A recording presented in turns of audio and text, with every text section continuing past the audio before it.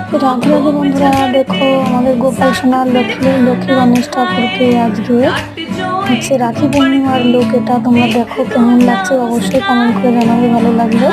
গোপু সোনাকে সাজিয়েছি, দেখো নতুন ড্রেস পরেছে, লক্ষ্মী গণেশ এসে গেছে রাখি বন্ধনের জন্য।